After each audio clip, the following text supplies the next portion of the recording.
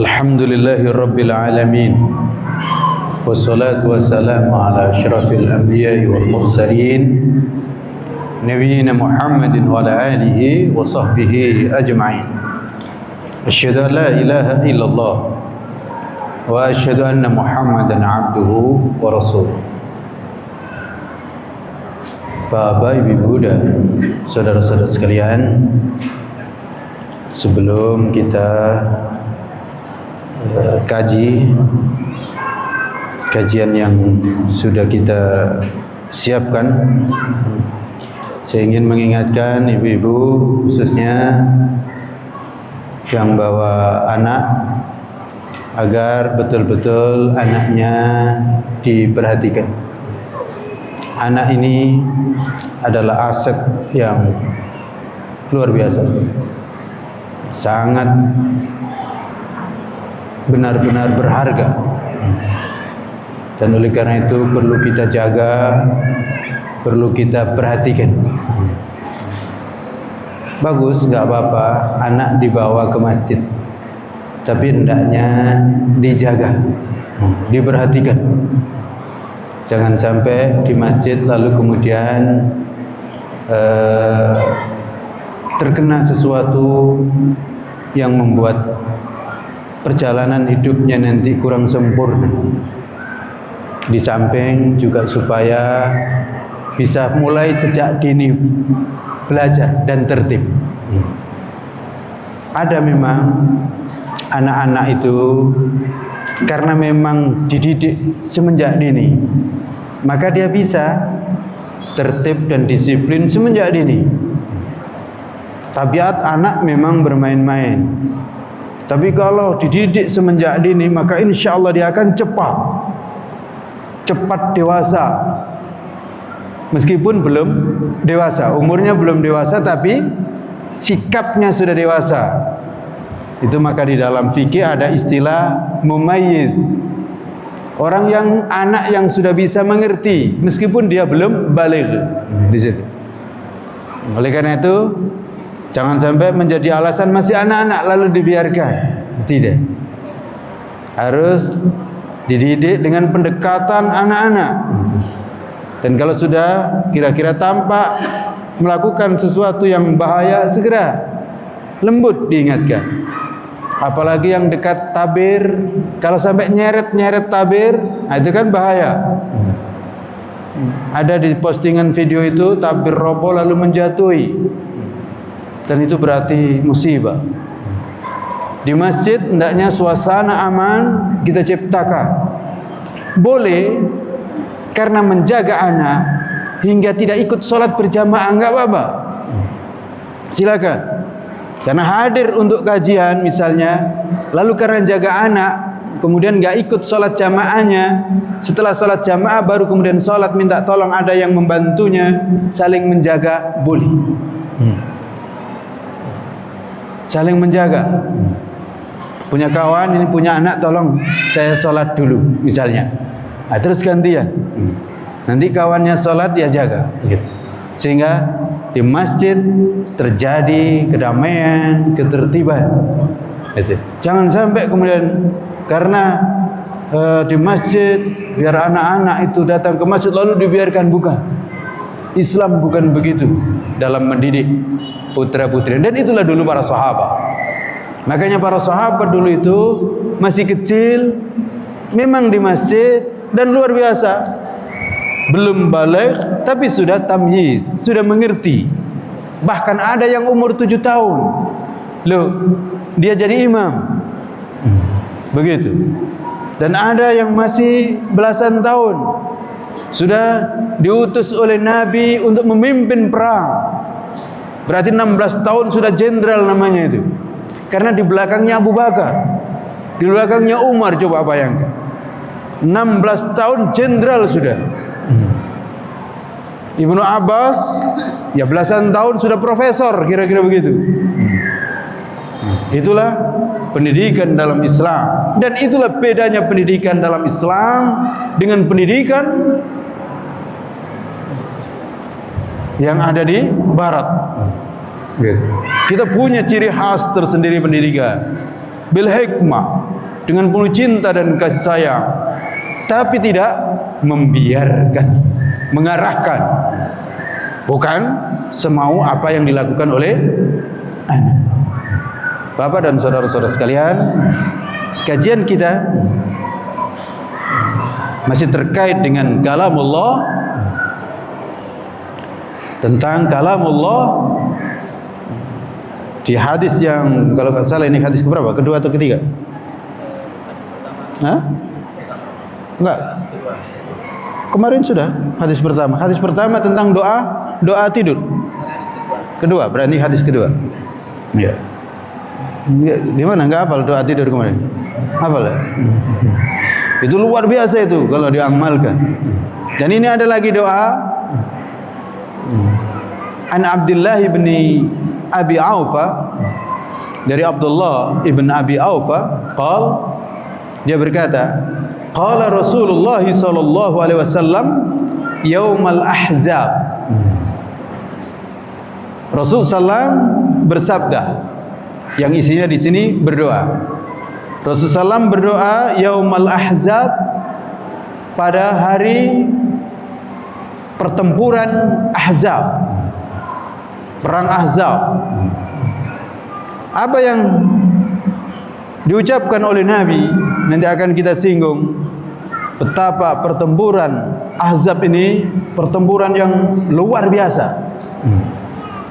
Sampai Nabi berdoa, Allahumma, ya Allah, munzilal kitab, yang menurunkan kitab.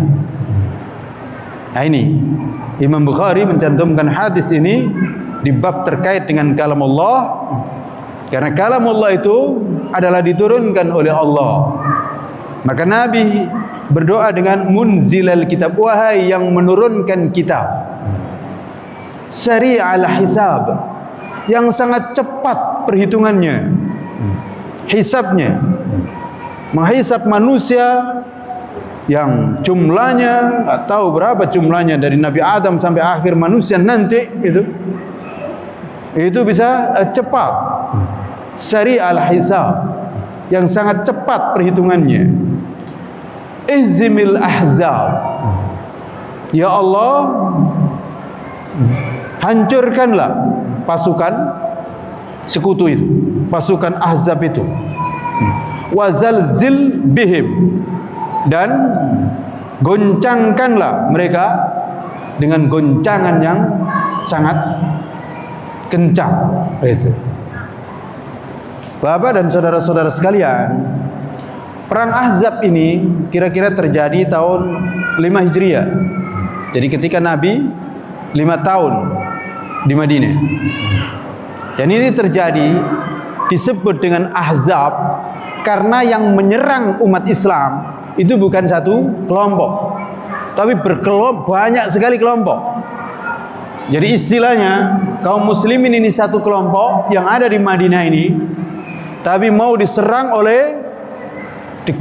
oleh berbagai kelompok yang ada pada saat itu. Boleh dikatakan hampir seluruh orang-orang kafir mengkeroyoknya. Orang-orang kafir itu kan banyak. Pertama, dari golongan Yahudi. Yahudi ini kan banyak, dan memang awalnya adalah dari Yahudi ini, Bani Nadir.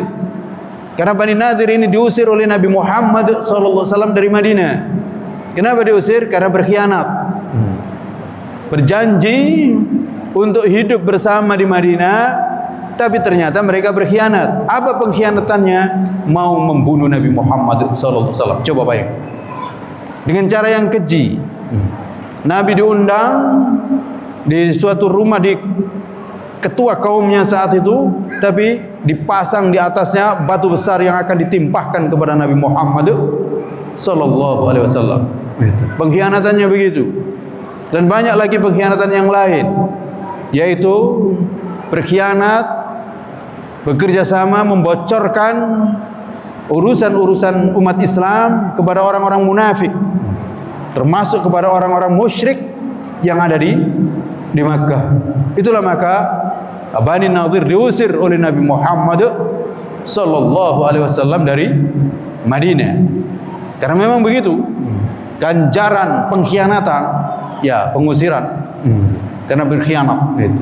Nah, mereka diusir, lalu kemudian mereka membangun kekuatan, justru membangun kekuatan, berkolaborasi dengan kaum Yahudi lainnya, dan juga berkolaborasi dengan orang-orang munafik, dan juga berkolaborasi dengan orang-orang musyrik yang ada di Makkah, khususnya saat itu masih dipimpin oleh Abu Sufyan. Coba bayangkan, sehingga terkumpul pasukan kira-kira 10.000. Sementara umat Islam yang ada di Madinah itu kira-kira hanya 3.000. Bayangkan, 10.000 mau menyerang kaum muslimin yang jumlahnya sekitar 3.000. Dan berita ini sampai kepada Nabi Muhammad sallallahu alaihi wasallam. Hingga Nabi Muhammad bermusyawarah, mengumpulkan para sahabatnya bagaimana menghadapi ini. Salah satu di antara sahabat yang sangat terkenal yang sering kita sebutkan, Salman Al-Farisi. Ya, Salman, pemuda yang dulu datang dari Persia, punya pengalaman dalam berperang. Dan pemuda ini mencari Nabi Muhammad SAW karena diberitahu oleh gurunya bahwa Nabi akhir zaman muncul di sana, tempat yang banyak kebun-kebun kurmanya. Singkat cerita, Salman usul kepada Nabi, ya Rasulullah, kita buat parit. Kita buat parit. Memang usul ini luar biasa. Bukan sekedar sebagai usulan yang tidak pernah diketahui dan didengar oleh orang Arab, tapi usul ini sangat berat. Membuat parit. Parit. Dan tentu membuat parit itu kan bukan pendek, tapi panjang. Kalau pendek nggak ada gunanya. Jadi kira-kira parit ini dibuat sepanjang akses di mana orang-orang kafir itu mau menyerbu ke Madinah. Ini kira-kira di sebelah utara kota Madinah. Dibuat parit sepanjang 5 kilo. Bayangkan, parit 5 kilo. Kalau parit ini untuk menghadang pasukan perang, maka kira-kira berapa lebarnya? Dan berapa dalamnya supaya berguna? Ada yang sudah buat parit untuk mengelilingin tanah dan seterusnya itu. Kalau sekarang pakai alat berat. Kalau dulu tidak ada alat berat itu. Maka digalilah parit dalamnya kira-kira minimal 3 meter. Karena kalau masih 1 meter gampang kan naik. Minimal 3 meter. Lebarnya minimal 4 meter sampai 5 meter. Sepanjang 5 kilo. Iya. Nabi menerima usul ini dan betul dilakukan. Dilakukan. Maka Nabi dan para sahabat bekerja keras membuat parit ini. Terus terang saya nggak terbayang bagaimana menggali parit di kota Madinah, yang tentu saja bukan kayak di kita. Tanahnya kan agak gembur kalau gitu. Kalau di sana, tapi itu dilakukan dan bisa di sini. Ternyata bisa dilakukan. Dan Nabi terjun langsung memimpinnya. Disebutkan hingga kelaparan. Tidak ada makanan, sulit minuman, sulit dan kehausan. Nabi kehausan. Para sahabat banyak kelaparan. Hingga kemudian ada cerita seorang sahabat yang kemudian mengundangnya untuk makan dengan menyembelih kambing yang sangat kecil, dan alhamdulillah cukup. Ditambah lagi kemudian ada berita, Nabi tahu suku tertentu dari Yahudi yang ada di dalam ternyata diam-diam berkhianat, diam-diam menyambung hubungan dengan pasukan yang ada di luar.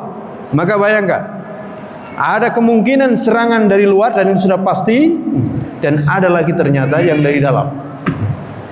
Suasana berarti sangat menakutkan. Tapi Nabi Muhammad dan orang-orang yang beriman punya bekal iman. Datang pasukan dari luar, mereka kaget, kok ada parit. Maka mereka tertahan.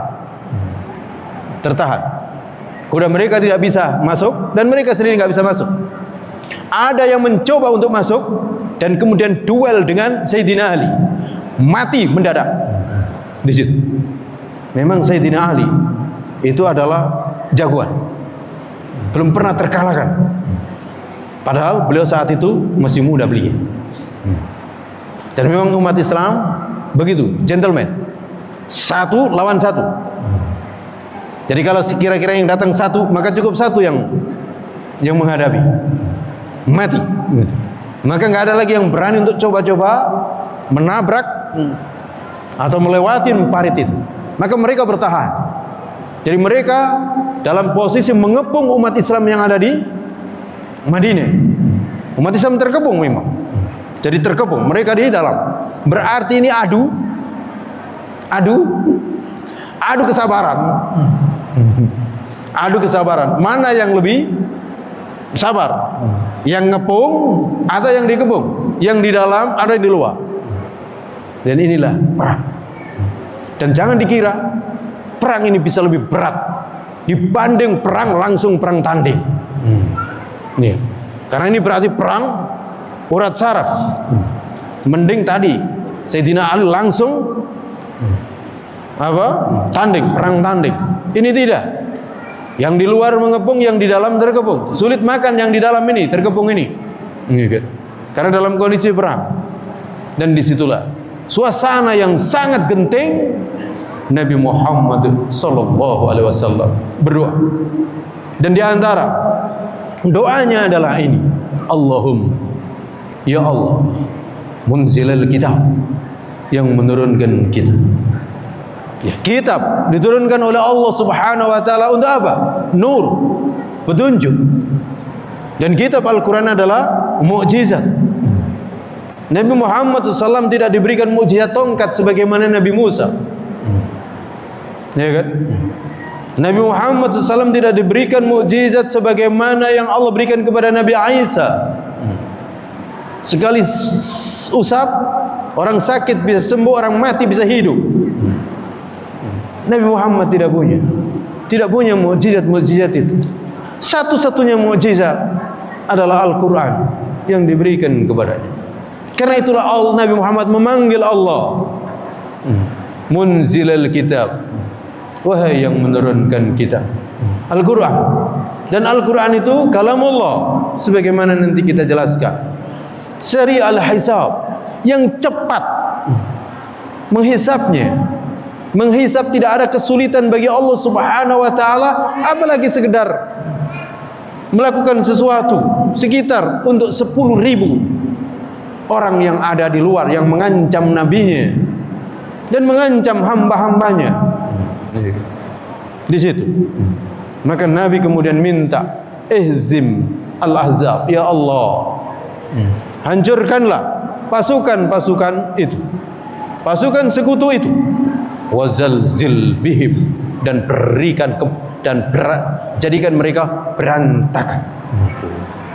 Di sini. Dan perlu diketahui di sinilah senjata umat Islam itu adalah doa. Setelah keimanan yang kuat dan usaha yang maksimal, tidak ada yang perlu ditakutkan. Doa dipanjatkan kepada Allah Subhanahu wa taala. Benar, ternyata datang angin yang luar biasa. Saat itu adalah saat musim dingin.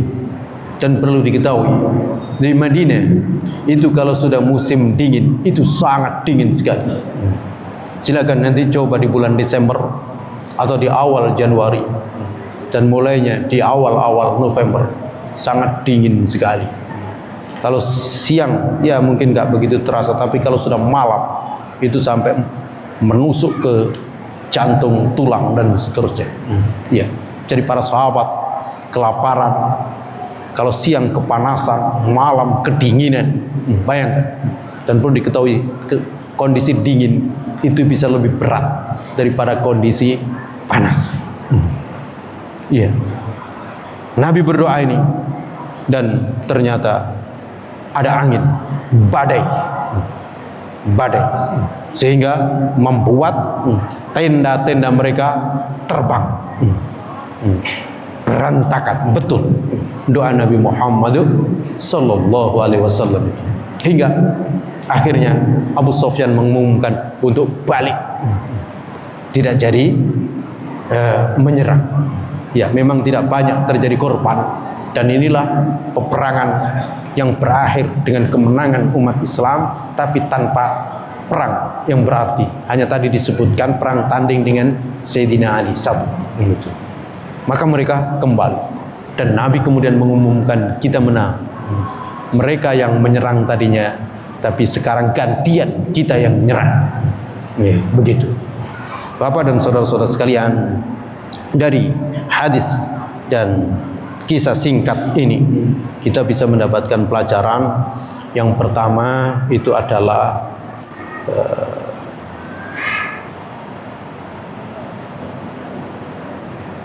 dahsyatnya perjalanan dan sejarah umat Islam. Umat Islam ini dibangun atas dasar perjuangan yang hebat, bukan berbangku tangan. Jihad fi sabilillah. Kenapa sebenarnya jihad fi sabilillah ini? Karena mereka orang-orang kafir tidak pernah suka dengan kaum muslimin. Yuriduna liyutfi'u nurallah biafwahihim. Mereka ingin memadamkan cahaya Allah, dan memadamkan cahaya Allah ini bagaimana? Dengan menghancurkan umat Islam. Itu mereka. Bukan hanya satu kelompok, tapi bisa kelompok-kelompok itu bersatu dalam rangka untuk memerangi umat Islam. Meskipun mereka itu berkelompok, kelompok-kelompok itu beda-beda, tapi ketika berhadapan dengan umat Islam itu bisa bersatu. Dan diantara yang sampai sekarang supaya kita itu nggak ragu, itulah yang kita juga ditunjukkan pada hari ini. Mereka bersatu padu, berkelompok. Ada berapa kelompok yang terkumpul di lembaga yang baru yang dibuat oleh DT itu. Ya, begitu. Ya, berapa kelompok? Padahal hanya untuk menyerang kira-kira Palestina atau secara khusus Gaza. Kan kecil Gaza itu. Tapi mereka sampai mengumpulkan sekian negara. Tapi memang sasarannya bukan sekedar Gaza. Sekarang memang ada perjuangan itu di Gaza itu yang masih hidup, perjuangan jihad yang ada di dunia ini, dunia Islam ini, sementara yang ada di situ. Tapi sebenarnya bukan hanya itu nanti yang jadi sasaran, tapi semuanya gitu. Ini. Oleh karena itu, ya ini memang sangat memilukan. Kita sudah dapat banyak pelajaran, tapi ternyata kita tidak bisa mengambil pelajaran. Malah aneh, kemudian ikut-ikutan bergabung dengan ya sekutu yang dibangun oleh mereka, atau secara khusus ya nggak tahu kita bagaimana kekuatan dia itu sehingga bisa mengangkat dirinya menjadi kepala seumur hidup, dan dia satu-satunya secara pribadi bisa punya hak veto. Dia yang menentukan, dan kemudian semua ikut. Dan yang agak aneh, ya kita ikut juga. Gitu. Ya aneh memang. Gitu. Memang sangat aneh. Dan kemudian ada yang terbius, ya. Terbius dan ikut-ikutan mendukung, meskipun dengan agak bersyarat ini dan seterusnya itu. Padahal itu sudah nggak mungkin, sulit untuk terjadi, dan tidak begitu memang tabiat perjuangan di dalam Islam. Itu. Oleh karena itu kita ingin sampaikan kepada semuanya, termasuk tadi saya ingatkan kepada anak-anak kita, jaga anak-anak kita, persiapkan anak-anak kita sebagai kader-kadernya Nabi Muhammad sallallahu alaihi wasallam. Persiapkan semenjak dini, karena kemungkinan yang akan dihadapi nanti di masa yang akan datang bisa saja lebih besar daripada yang dihadapi oleh kita. Gitu. Dan jangan main-main. Mendidik anak nggak bisa main-main. Mendidik anak itu juga bagian daripada jihad. Gitu. Mempersiapkan anak itu bagian daripada jihad. Termasuk apalagi para guru. Para guru dalam mendidik anak-anak, kader-kadernya Nabi Muhammad sallallahu alaihi wasallam ini nggak boleh main-main. Kenapa? Karena mereka menyerbunya bukan hanya dengan senjata yang ada sekarang, tapi sampai dengan makanan, sampai dengan hiburannya, bahkan sampai dengan metode pendidikannya. Waspada. Banyak anak-anak kita tapi ternyata dididik dengan metode mereka. Berarti untuk diapakan? Untuk dibius dari semenjak awal akidahnya, keimanannya gitu. Maka para guru hendaknya mengerti ini, melek ini gitu. Melek ini. Ilmu pengetahuan sudah mereka rusak sedemikian rupa. Dan karena itu yang coba-coba untuk mengislamisasikan ilmu pengetahuan, maka gak panjang umurnya mereka akan incar untuk dibunuh, dan itu sudah terjadi gitu. Tapi guru hendaknya cerdas, guru hendaknya mengerti. Mengajar matematika itu untuk apa? Untuk mengajak anak supaya betul-betul beriman, bertakwa kepada Allah, bukan sekedar ngajak berhitung. Termasuk mengajar biologi, fisika dan seterusnya. Kalau hanya sekedar mengajarkan berhitung, kecil sekali. Bahkan termasuk mengajarkan hafal Quran. Hafal Quran untuk apa? Kalau hanya sekedar hafal Quran, lalu kemudian tidak meresap ke dalam jantungnya, dadanya, sehingga kemudian menggerakkan bagaimana Al-Quran ini diperjuangkan. Yang kedua, perjuangan itu memang tidak disebut perjuangan kalau tidak sampai titik habis usaha. Jadi perjuangan itu harus sampai habis kekuatan, nggak ada lagi kekuatan lain. Kalau masih tersisa banyak kekuatan, itu belum perjuangan namanya. Makanya Nabi sampai habis sudah, makanan sudah habis. Boleh dikatakan andaikan keringat sudah habis. Andaikan air mata sudah habis. Begitu. Harta sudah habis, semuanya nggak ada. Berjuang begitu. Nah, pelajaran berikutnya, di saat usaha perjuangan sudah mentok, disitulah doa mustajab. Di saat itulah berdoa dengan doa pamungkas. Iya, sebelumnya juga berdoa, terus berdoa. Tapi sebenarnya kapan doa itu mustajab? Kapan doa itu dikabulkan oleh Allah? Saat kita berusaha sudah habis. Tapi kalau kita masih nyetok usaha, berdoa, itu main-main namanya. Kita ingin anak soleh, kita ingin anak baik, tapi usaha kita nggak ada, itu main-main. Itu bukan doa. Mungkin kita masih punya tenaga banyak, ibu atau bapak hanya main HP, anaknya dibiarkan, lalu berdoa minta anak soleh, itu mengenaskan. Kalau sampai seperti itu, apalagi guru, hanya karena HP ini dan itu, lalu tidak tahu di mana muridnya, sehingga kemudian murid belagu dengan ini dengan itu misalnya, seperti yang terjadi apa itu kekerasan ini dan itu, maka itu bukan perjuangan, itu main-main, hanya cari makan. Kalau orang tujuannya hanya cari makan, maka Allah kasih makan itu, dan kemungkinan makan siang gratis itu, maka Allah kasih makan siang gratis. Kalau memang itu tujuannya. Dan setelah makan gratis, apa yang terjadi? Keracunan. Begitu. Kalau tidak ada perjuangan, tidak ada pengorbanan, tujuannya hanya makan gratis, maka makan gratis itu menjadi merusak perut. Bahkan kemudian merusak jasmani, keracunan yang terjadi. Beda dengan orang kalau makan dalam kondisi berjuang, lapar, insya Allah tidak akan ada yang keracunan. Bahkan racun sekalipun yang dimakan. Bayangkan, kalau orang itu makan dalam kondisi kelaparan, dalam kondisi berjuang, kok diracun, kemungkinan gak mempan racun. Bedanya. Oleh karena itu zaman dulu jarang santri itu keracunan, padahal yang dimakan nasi basi. Nasi basi yang dimakan. Mandi dan minum air nggak masak, air setengah hitam, setengah merah, setengah hijau, tidak ada yang kelaparan. Maksud saya, tidak ada yang keracunan gara-gara itu. Itulah bedanya. Orang kalau makan dalam kondisi perjuangan. Lihat para petani, tangannya itu belepotan pakai tanah. Makan nggak pakai dicuci sekedar, tidak ada keracun. Karena apa? Berjuang. Bandingkan dengan sekarang, sudah dicuci, sudah ini, sudah itu, sudah ini, sudah ada ahli gizi, ada ini, keracunan berapa itu ribu di sini. Maka jangan sampai orang itu targetnya hanya dapat makan siang, apalagi gratis di sini. Lalu kemudian berdoa. Kalau dikabulkan itu sekedar saja.